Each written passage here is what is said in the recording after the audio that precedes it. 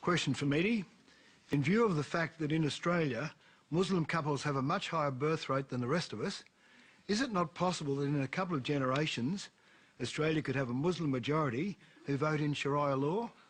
Further, if so, is it not possible that sects could develop, Sunnis and Shias, who begin bombing and shooting each other and turning currently the best country into the world like another war-torn Middle Eastern country?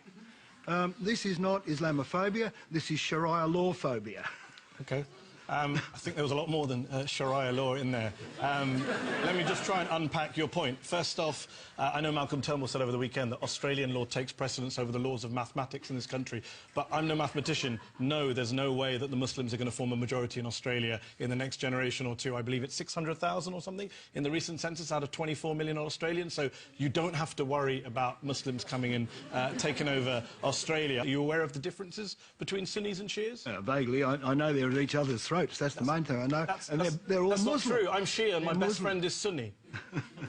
Well, I think it's not true. In a global context, there is a kind of truth to that, isn't there? I mean, Iran. There's not. Sorry, Tom. There's not a truth to that. Actually, there's a geopolitical game in the Middle East where one Shia majority country and one Sunni majority country do want to kind of dominate the region. There's no doubt about that. But the idea that this is some kind of lazy Sunni-Shia split. In fact, in a country like Iraq, you mentioned war-torn countries in the Middle East. Iraq, a country torn apart by war, partly by its horrific dictator, partly by a Western coalition that involved Australia that went in to make it more war-torn, and today is riven by sectarian splits that didn't really exist before 2003. Pre-2003, Sunnis and Shias got married in Iraq, had sushi children, mixed children, right? So let's not...